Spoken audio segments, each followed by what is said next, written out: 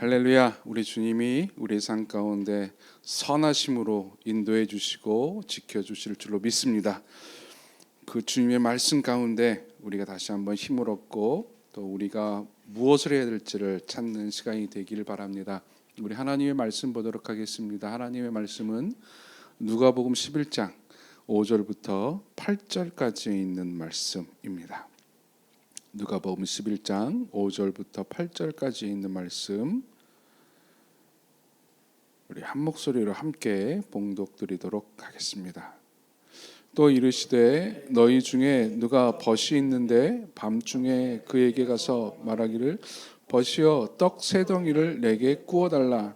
내 벗이 여행 중에 내게 왔으나 내가 먹일 것이 없노라 하면 그가 안에서 대답하여 이르되 나를 괴롭게 하지 말라. 문이 이미 닫혔고 아이들이 나와 함께 침상에 누웠으니 일어나 내게 줄 수가 없노라 하겠느냐. 내가 너희에게 말하노니 비록 벗됨으로 인하여서는 일어나서 주지 아니할지라도 그 간청함으로 인하여 일어나 그 요구대로 주리라. 아멘. 예수님께서 기도에 대해서 계속 제자들에게 가르침을 주고 있는데요. 우리가 알고 있는 이 간청하는 벗에 대한 이 비유는 기도의 간절함 자세에 대한 예수님의 교훈이라고 우리는 익히 알고 있습니다. 이 간절함에 대한 교훈은 예수님께서 오늘 본문에 나와 있는 벗에게, 친구에게 떡을 구하는 이 친구의 이야기뿐만이 아니라 과부의 이야기에서도 예수님은 그 비유를 들고 계시지요. 아주 못돼 먹은 재판관이 있었는데, 불의한 재판관이 있었는데, 그 불의한 재판관에게 자기의 억울함을 하소연하는 과부의 예를 들면서 예수님께서는 간절히 기도해야 된다라고 우리에게 교훈을 주고 있고, 또 그 짝으로 오늘 본문에 있는 내용도 그렇습니다. 기도에 대해서 간절하게 해야 된다라고 하는데, 네, 여러분, 오늘 본문을 그냥 좀 읽어보고 한번 그림을 그려보시면 우리가 생각하듯이 기도는 참 간절해야 돼라고 하는 것과는 조금 동떨어져 있는 것 같습니다. 오늘 본문 내용을 여러분 한번 머릿속으로 그려봅니다. 한 마을에 여행객이 찾아옵니다. 그 마을에 마침 아는 사람이 있어서 한밤중에 밤중에 도착을 했어요. 밤중에 그의 집에 문을 두드립니다. 친구요, 내가 왔소. 그 친구는 반가운 목소리를 듣고 친구임을 알고 문을 열어주고 그를 환영합니다. 이제 잠자려고 준비를 했다가 방에 불을 켜고 그 친구를 이제 앉힙니다. 행색을 보니 좀 꾀재재해요. 여행을 왔는데 식사를 못한 것 같아 보입니다. 그 친구가 머뭇머뭇하니까는 잠시 있어보게, 내가 먹을 것을 좀 찾아봐야겠네 하면서 집안을 다 뒤져봤는데 마침 먹을 것이 똑 떨어졌습니다. 그러자 친구가 잠시 여기서 기다리게, 내가 다른 집에 가서 먹을 것을 좀 구해오겠네 라고 하면서 무례를 무릅쓰고 옆집에 있는 친구에게 도움을 청합니다. 잠자고 있는 친구의 집에 문을 두드리고, 친구요 나 좀 도와주십시오. 급하게 내게 친구가 왔는데 지금 먹을 것이 없는데 혹시 떡 세 덩이라도 있으면 세 덩이만 나에게 좀 빌려주십시오. 내가 꼭 갖겠습니다 라고 말합니다. 그 안에서 잠을 청하고 있었던 친구는 불편함을 무릅쓰고 그 친구가 계속 청하자 문을 열고 자기 집에 있었던 떡 세 덩이를 그 친구에게 가져다 주었다라고 하는 내용입니다.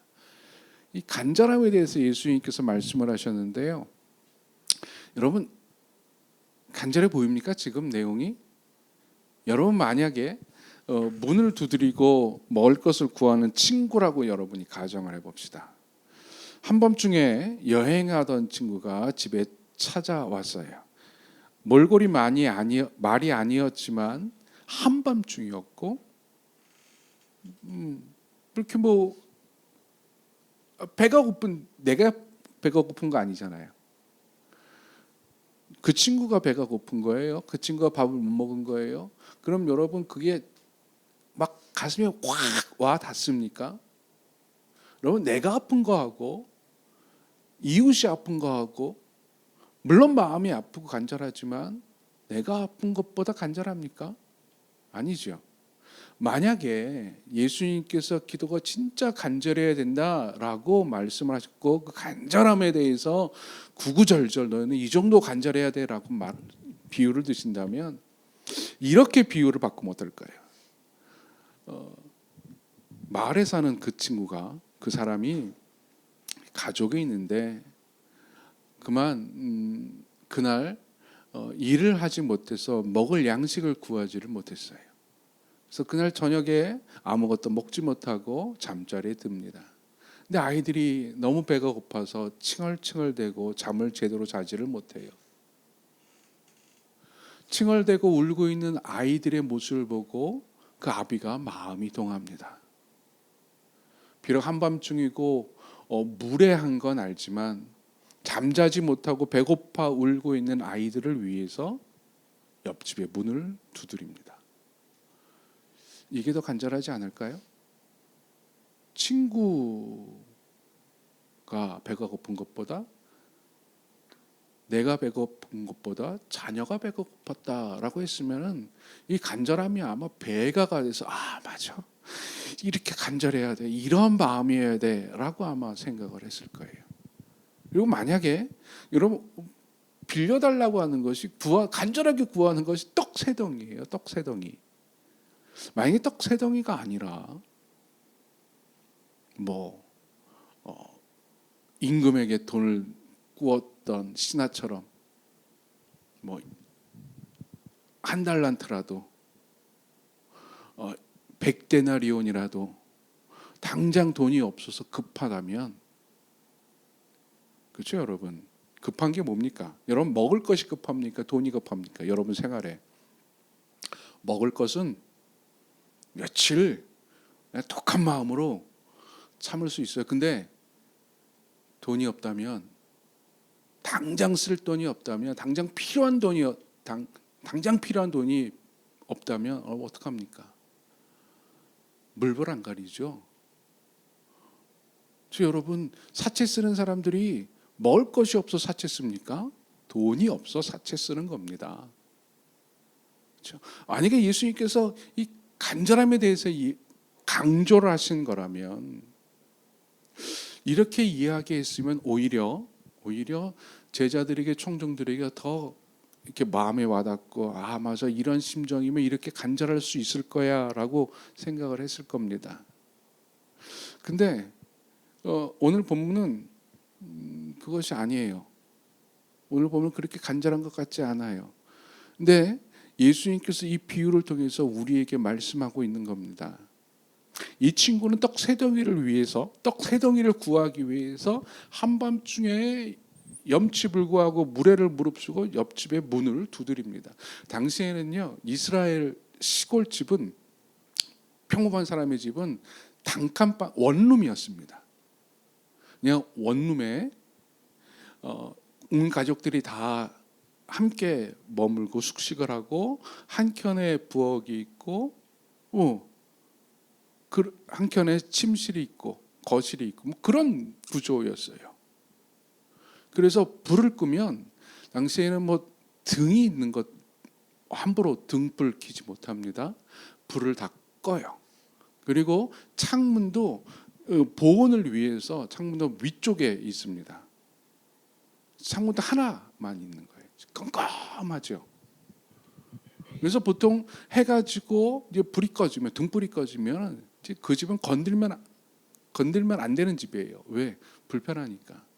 근데 이 사람은 그 불편함과 무례를 무릅쓰고 문을 두드립니다. 무엇을 위해서? 떡 세 덩이를 위해서. 예수님께서는 이렇게 비유하시는 거 말씀하시는 거예요. 제자들에게. 지금 너의 기도 제목이 떡 세 덩이보다 귀하지 않니? 떡 세 덩이 별거 아니잖아요. 그냥 떡 세 덩이 지나칠 수 있는 거예요. 떡 그냥 아까 말씀드린 굶으면 되는 거예요. 그 다음 날 아침에 일어나서 하면 되는 건데 예수님께서 말씀하시는 거예요. 이 사람은 떡 세 덩이를 위해서 한밤중에 그렇게 가서 문을 두드렸는데 너의 기도 제목은 이 떡보다 더 귀한 것 아니냐. 근데 왜 간절하지 않느냐라고 하시는 거예요. 어떻습니까, 여러분? 간절합니까? 간절하지 않습니까? 여러분의 기도 제목이 더 귀하지 않습니까? 근데 우리는 떡 세 덩이보다 더 귀한 그 기도를 이 친구처럼 간절하지 않게 기도하고 있다는 거예요. 예수님께서 말씀하신 떡 세 덩이보다 너의 기도가 더 귀하고 중요하지. 그러면 이 사람보다 간절할 수 있는 거야. 그렇죠? 또 예수님께서는 또 이렇게 비유하시는 겁니다. 이 사람이 떡 세 덩이를 위해서 친구를 위해서 그렇게 했는데 자기가 아니에요. 자기 때문이 아니라 친구를 위해서 기도하고 있는, 그렇게 간구하고 있는데, 간청하고 있는데, 지금 너의 기도는 너 자신의 기도 아니냐? 지금 너 자신의 문제 아니냐? 근데 왜 간절하지 않지? 라고 하는 거예요. 물론 예수님, 저는 세계를 위해서, 나라를 위해서, 민족을 위해서 기도합니다. 나를 위해서 기도하지 않아요 라고 말하는 분도 있을 거예요. 근데 예수님께서 말씀하고 있죠. 이렇게 거창한 거 말고 작은 것이라도, 나에 관한 문제일지라도 간절할 수 있다고 하는 거예요.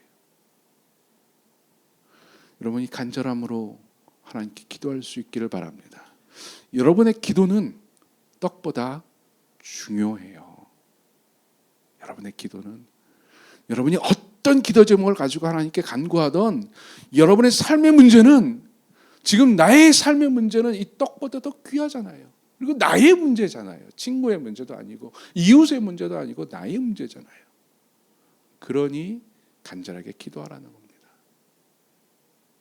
간청함으로 인해서 그 친구가 떡을 보여준 것처럼 하나님은 그렇게 움직여 보라는 거예요.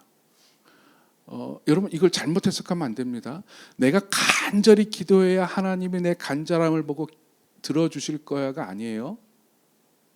하나님을 향한 나의 하나님께 보여주기 위한 나의 간절함이 아니라 내 마음의 간절함에, 내 삶의 간절함으로 기도하라고 하는 거예요.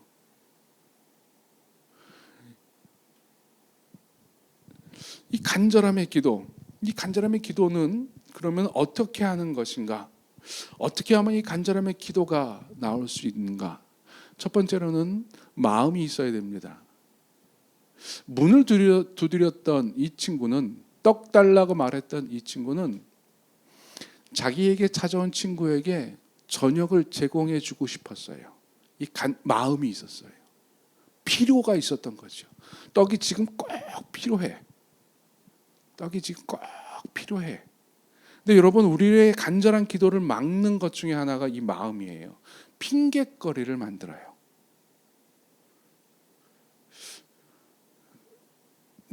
밤 늦게 찾아왔으니 이건 내가 너에게 지금 음식을 제공해 주지 못해도 이거는 너의 탓이야. 왜 밤 늦게 와? 저녁 때 전에 오면 우리가 준비해서 너에게 먹으러 줬는데 지금 너 탓이야라고 핑곗거리 될 수 있어요. 밤중이니 조금만 기다리면, 지금까지 참았으니 몇 시간만 더 기다리면 아침에 일어나서 아침에 내가 다시 또 밥을 해줄 수 있는 거예요. 떡을 제공해 줄 수 있어요. 조금만 참을 수 있어. 이왕 이렇게 된 거. 그렇죠? 핑곗거리가 많아요. 여러분, 우리가 기도할 때 간절함이 없는 이유가 뭡니까? 첫 번째, 마음이에요. 핑곗거리를 계속 만들어요. 아니야, 이건 이렇게 안 해도 돼. 아니야, 지금 기도 안 해도 돼. 라고 이야기합니다. 아니야, 좀 더 있다 기도하지. 좀 더 있다 뭘 하지. 이까짓 하나님께서 들어주시겠어? 하나님께서 더 중요한 일들이 많으신데 나라를 위해서, 민족을 위해서, 선교를 위해서 기도하는 그 기도 제목 들어주시기도 바쁘신데 나 같은 사람의 기도 들어주시겠어? 하나님 괜히 불편하게 하지 말자. 마음이에요, 마음. 핑계.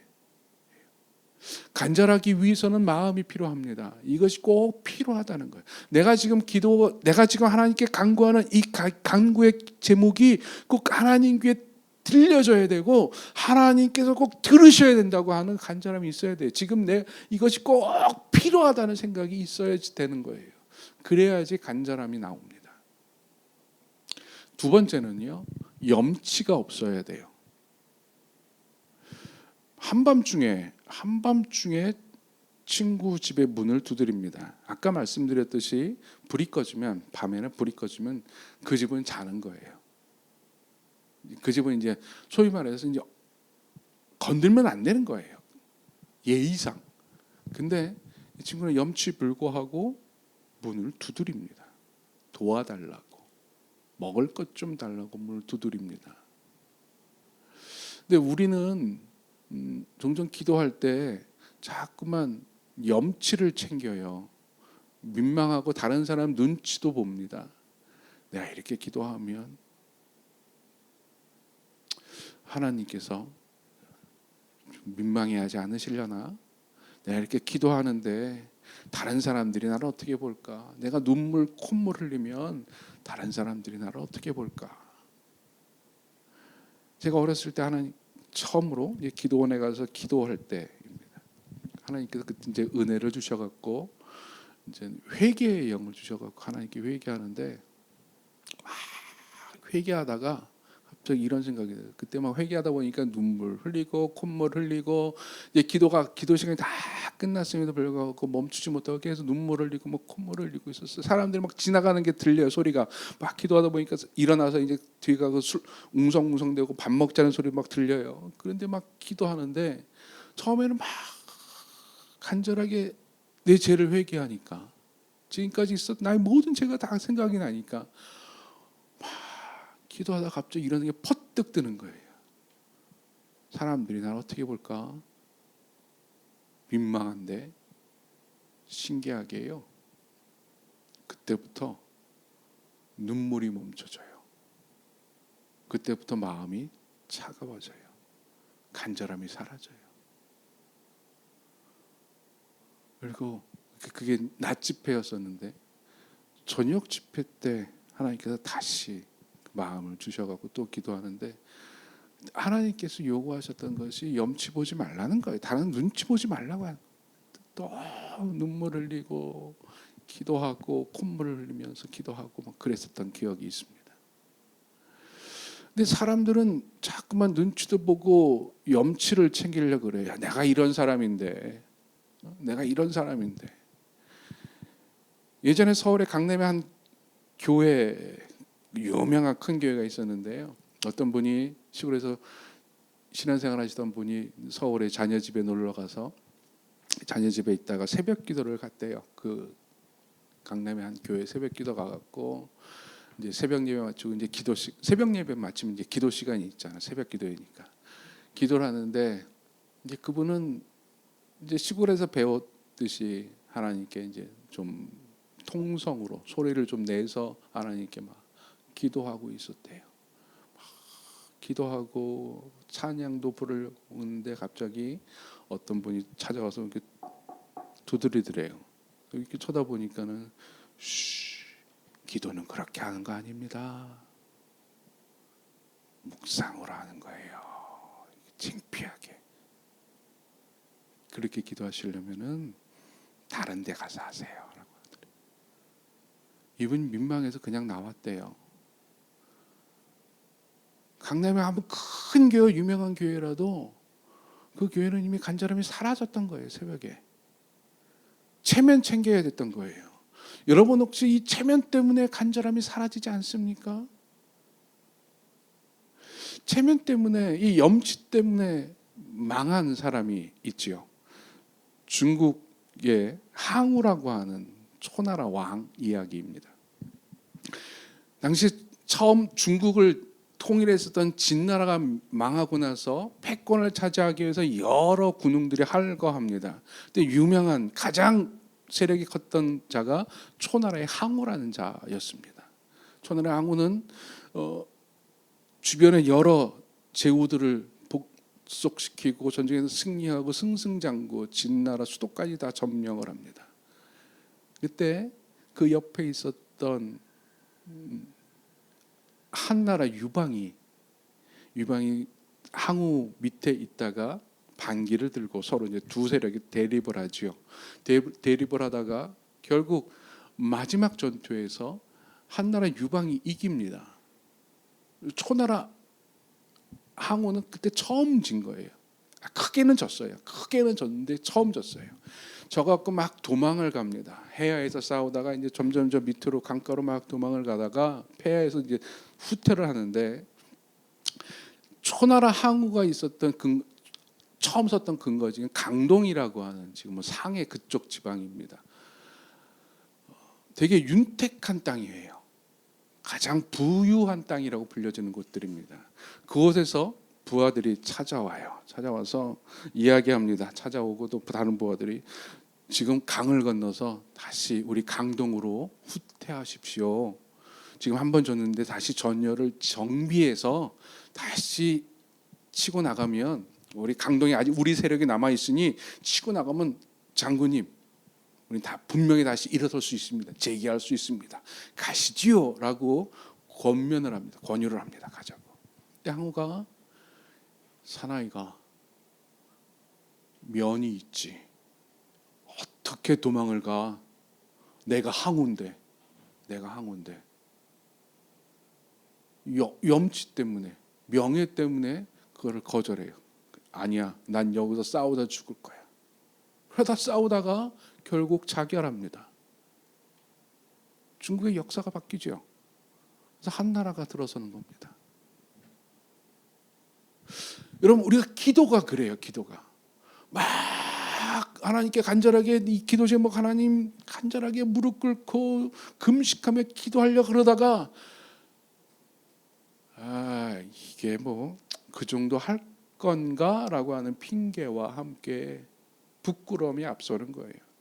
내가 이딴 걸로 하나님께 기도할 수 있을까라고 하는 생각이 드는 거예요. 그러다가 마음이 접어들어요. 마음이 식어져요. 만약에 이 친구가 문을 두드리는 친구가 친구여 도와주세요 라고 할 때 여러분 어떤 크기로 말을 했을 것 같으세요? 이렇게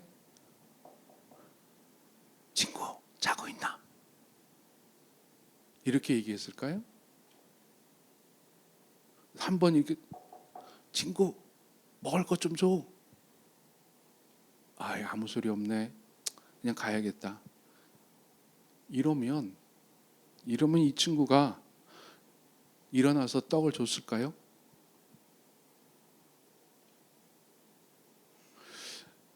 예수님께서 원하시는 것은 그게 아니었죠. 예수님께서 말씀하셨을 때 친구야 좀 나에게 떡 3개 좀 구워줘요 라고 이야기했을 때는 아마 쿵쿵쿵 거리면서 했을 거예요.